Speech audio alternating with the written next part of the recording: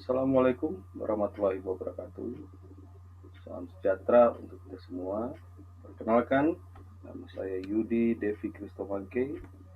Sehari-hari bekerja di kantor Inspektorat Daerah Kabupaten Minahasa, jabatan B2 OPD Muda. Baik, perkenalan singkat saya. Dan saat ini kita akan membahas 3 materi. Pertama, pengertian dasar korupsi. Dua, upaya-upaya yang dilakukan dalam pemberantasan korupsi. Ketiga, integritas serta nilai-nilai anti korupsi. Sebelum kita memulaikan akan materi pertama, saya mengundang peserta untuk menikmati atau menonton video pendek ini. Mudah-mudahan dengan video ini ada nilai-nilai yang bisa kita petik. Mari kita saksikan bersama.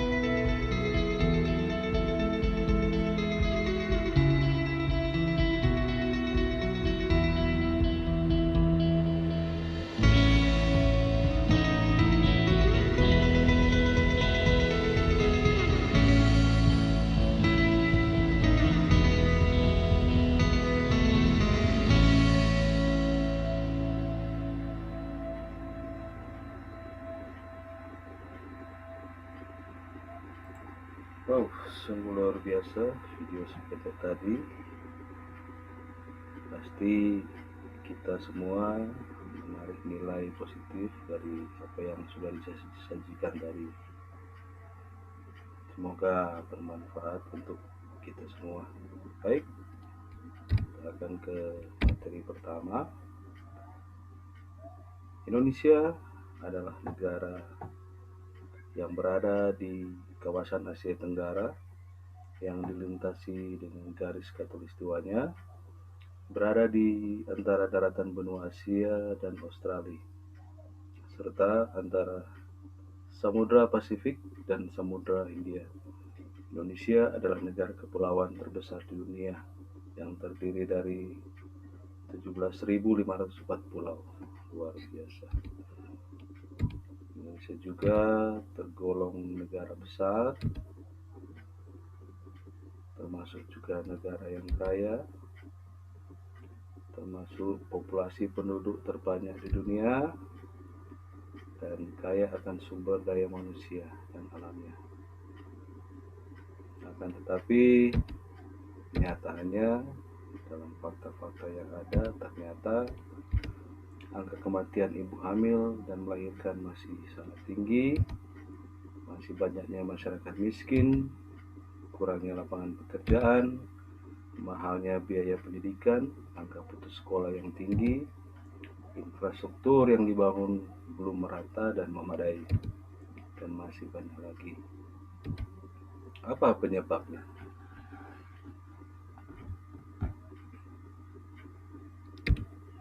Penyebabnya salah satu adalah korupsi. Ciri-ciri koruptor atau pelaku korupsi pertama, berperilaku curang, kotor, rusak, mementingkan diri sendiri, menyerat apa saja asal menguntungkan, menyusahkan rakyat, jiwa konsumtif, gaya hidup atau lifestyle yang mewah. Pasti kita sudah tahu, banyak sering kita dengar apa itu korupsi, tapi lebih detailnya kita akan korek di sini, kita akan sajikan di sini. Peserta sekalian, di sini ada definisi korupsi, di mana asal kata korupsi berasal dari bahasa Latin itu corruptio, atau kata ini memiliki kata kerja corrumpere yang artinya busuk, rusak, menggoyahkan, memutarbalikkan atau menyogok. Dari bahasa Latin ini kemudian tersebar ke Eropa, baik itu di Inggris, Prancis, dan Belanda. Dari bahasa Belanda ini disadur ke bahasa Indonesia yang kita kenal dengan kata korupsi. Dalam Kamus Besar Bahasa Indonesia mengartikan kata korupsi adalah penyelewengan atau penyalahgunaan uang negara, perusahaan dan sebagainya untuk kepentingan pribadi atau orang lain dan golongan. Pun definisi korupsi menurut Transparency International, korupsi adalah perilaku pejabat publik, politikus, atau pegawai negeri yang secara tidak wajar dan legal memperkaya diri atau memperkaya mereka yang dekat dengan kekuasaan dengan cara menyalahgunakan kekuasaan publik yang dipercayakan kepada mereka.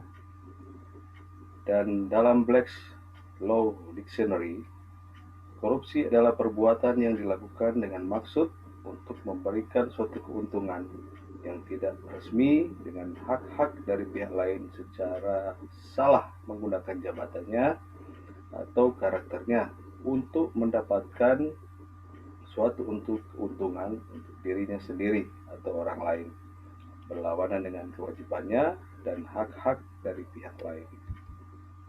Adapun teori-teori korupsi, saya akan tampilkan di sini. Di layar Anda ada tertulis CDMA. Pasti dalam pikiran atau tebakan peserta, CDMA itu kan merupakan sebuah jaringan, signal, alat komunikasi atau sebagainya. Tapi itu keliru, karena CDMA itu merupakan sebuah teori korupsi dari Robert Lingard, sering disebut juga CDMA teori. Menurut teori ini, korupsi terjadi karena adanya faktor kekuasaan dan monopoli yang tidak dibarengi dengan akuntabilitas atau pertanggungjawaban. Dengan rumus corruption sama dengan directionary ditambah monopoli kurang accountability, disingkat CDMA atau CDMA.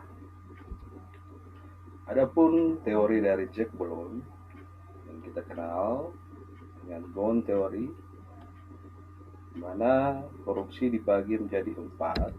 Pertama greed, 2 opportunity, 3 needs, 4 expose. Greed adalah keserakahan, opportunity adalah kesempatan, needs adalah kebutuhan, dan expose adalah pengungkapan. Dalam teori ini, faktor keserakahan potensial dimiliki oleh setiap orang dan berkaitan dengan individu pelaku korupsi. Faktor kesempatan berkaitan dengan keadaan organisasi, instansi, atau masyarakat yang sedemikian rupa sehingga terbuka kesempatan bagi seseorang untuk melakukan kecurangan. Sedangkan faktor kebutuhan berkaitan dengan faktor-faktor yang dibutuhkan individu untuk menunjang hidupnya yang wajar. Dan yang terakhir, faktor pengungkapan berkaitan dengan tindakan atau konsekuensi yang dihadapi oleh pelaku kecurangan apabila pelaku ditemukan melakukan kecurangan. Yang tulisan di layar adalah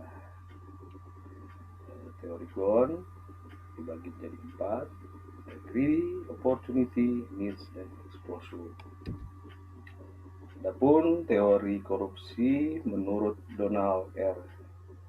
Creasy yang dikenal dengan fraud triangle theory dibagi menjadi 3 bagian.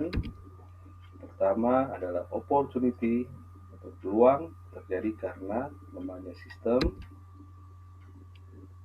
Kedua adalah rationalization atau pembenaran terjadi karena membahagiakan keluarga, perusahaan yang sudah untung, saya berjasa banyak, orang lain juga melakukan. Itu indikasi dari bagian kedua dari teori fraud triangle theory. Dan yang ketiga adalah pressure atau dorongan terjadi karena keserakahan dan kebutuhan, utang yang banyak, gaya hidup yang mewah. Dikenal juga sebagai fraud triangle theory. Menurut teori tersebut, 3 faktor yang berpengaruh terhadap fraud atau kecurangan adalah kesempatan, motivasi, dan rasionalisasi. Ketiga faktor tersebut merupakan, menurut Creasy, memiliki derajat yang sama besar untuk saling mempengaruhi. Adapun teori-teori yang lain, yaitu teori willingness and opportunity to corrupt. Menurut teori ini, korupsi terjadi jika terdapat kesempatan atau peluang, disebabkan karena adanya kelemahan sistem, pengawasan yang kurang, dan sebagainya. Adapun niat dan keinginan didorong karena kebutuhan dan keserakahan. Teori cost-benefit model. Teori ini korupsi terjadi jika manfaat korupsi yang didapat dirasakan lebih besar dari biaya risikonya, nilai manfaat versi korupsi. Adapun teori fraud diamond adalah pandangan baru terhadap fenomena fraud yang diusulkan oleh Wolf dan Hermansen tahun 2004. Baik, kita tiba pada materi kedua, berbagai upaya dalam pemberantasan korupsi. Dalam pemberantasan korupsi, kita membutuhkan sebuah instrumen atau lembaga-lembaga pendukung yang berwenang dan berkompeten dalam penanggulangan masalah korupsi. DPR dan BPK, KPK, BPKP, dan APIP atau aparat pengawas internal pemerintah. Juga adanya peraturan-peraturan tentang pencegahan dan pemberantasan korupsi.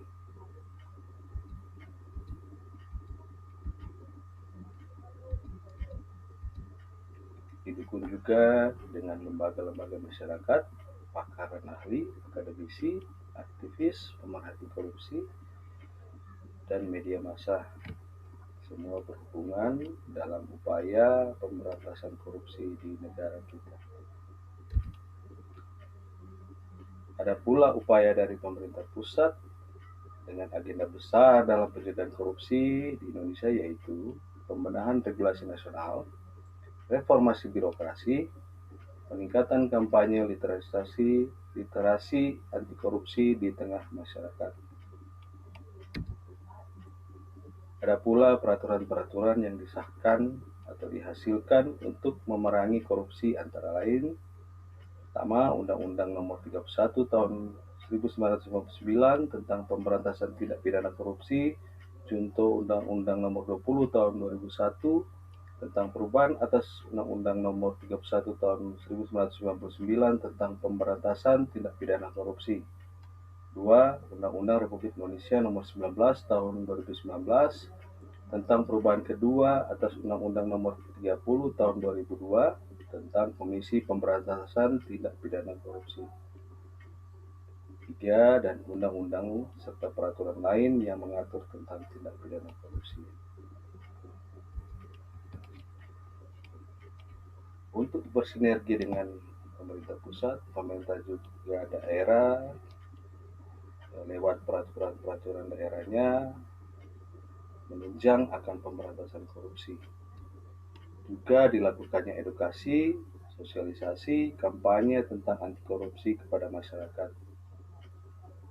Ya, selanjutnya ada edukasi di usia dini pada anak-anak sekolah dan lain-lain.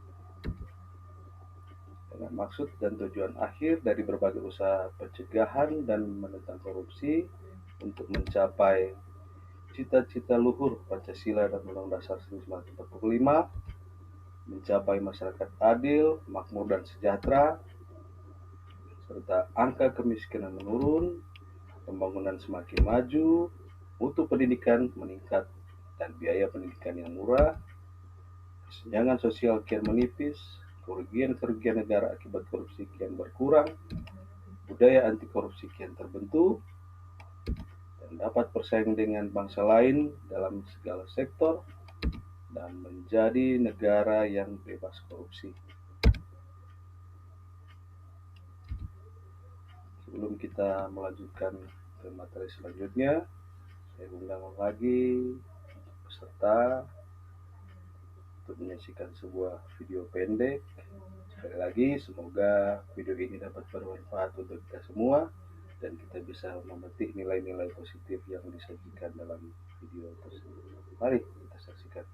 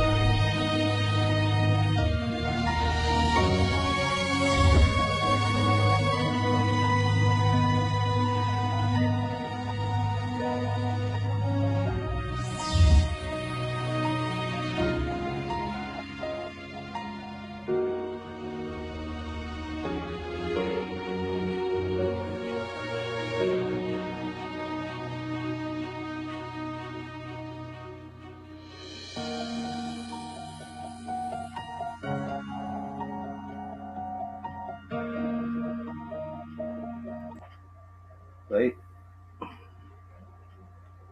setelah menyaksikan akan tayangan tadi, apa yang kita pikirkan? pasti yang kita pikirkan adalah dampak besar dari tindakan korupsi. Kelihatan sepele, tetapi efeknya sangat luar biasa. Dalam tampilan tadi ada suap, ada sogok, pelicin, dan akhir dari video ini mengisyaratkan kepada kita bagaimana masifnya dampak daripada korupsi dalam kehidupan kita. Semoga ada nilai positif yang kita bisa ambil dari video ini. Lanjut kita ke materi selanjutnya, yakni materi ketiga tentang integritas dan nilai-nilai anti korupsi.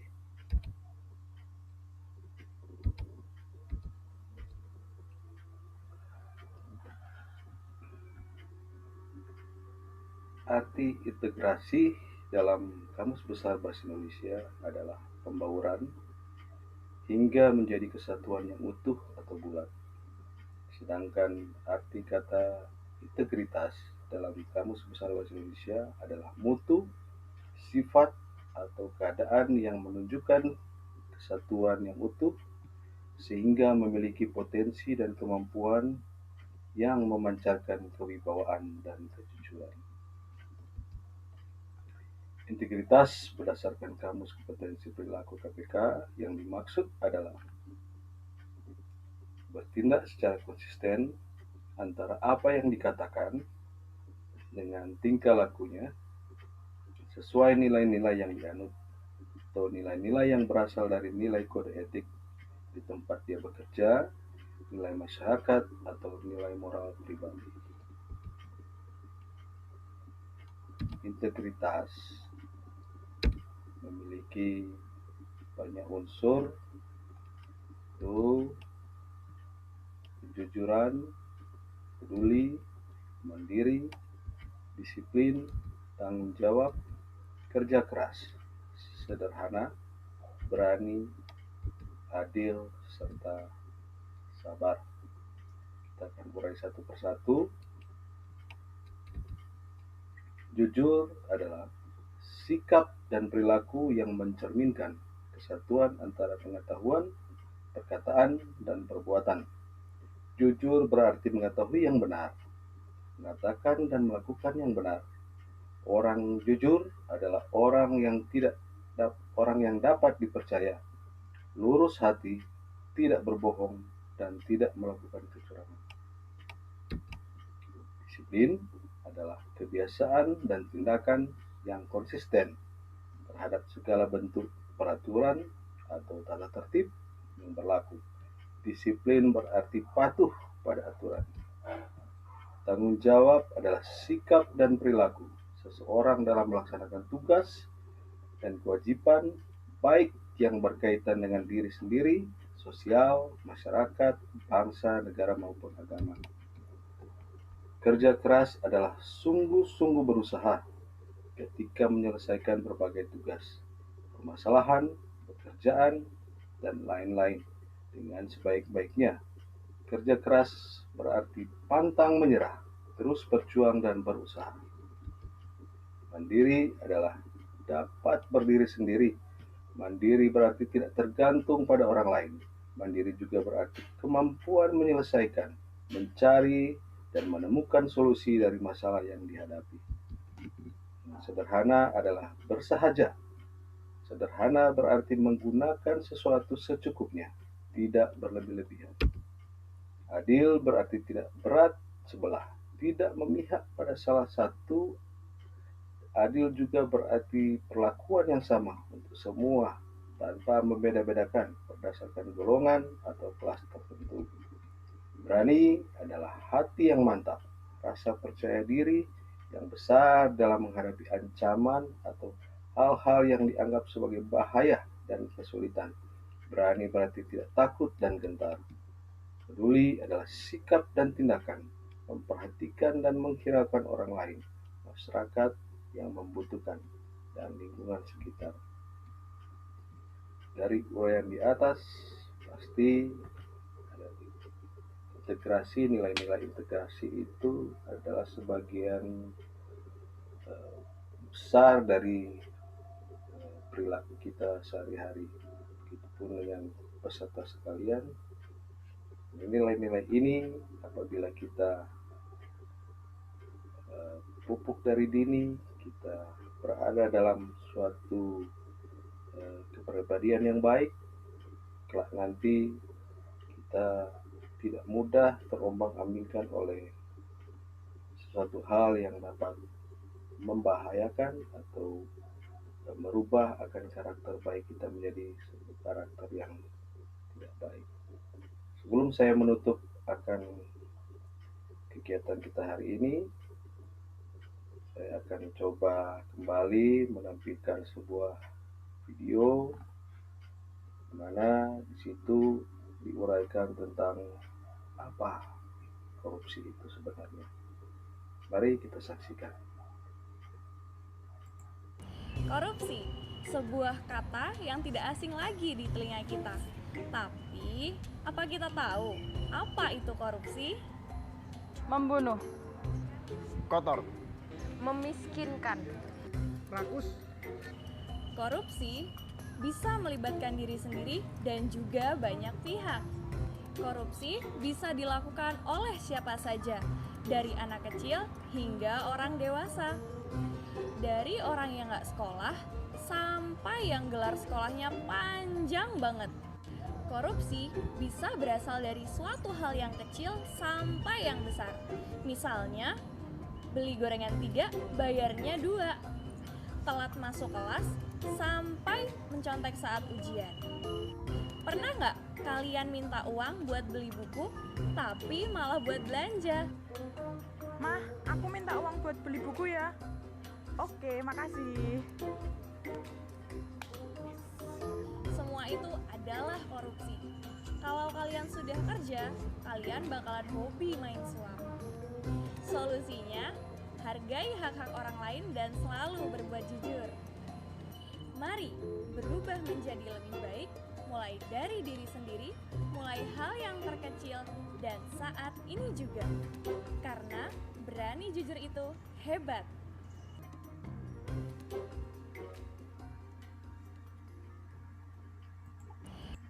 Oke, setelah menyaksikan video pendek tadi, diharapkan kita dan peserta dapat mengintrospeksi diri apabila sudah melakukan hal-hal yang kurang baik. Semoga ke depan bisa merubah dan kembali menjadi seorang pribadi yang mencerminkan nilai-nilai integritas walaupun dalam kesederhanaan kita, dalam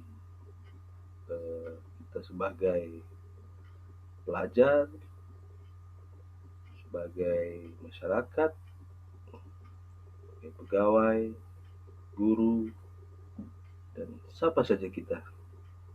Mari kita bertekad untuk memerangi korupsi, karena kita tahu dampak korupsi itu sangat masif dan efeknya bisa merusak apa saja, baik dari keluarga, lingkungan, dan negara kita. Ayo, mari kita bersama-sama sepakat untuk melawan korupsi, mulai dari diri kita sendiri. Terima kasih dan selamat. Kita telah mengikuti materi ini hingga tuntas, dan kita akan ketemu lagi di lain waktu dan lain kesempatan. Terima kasih.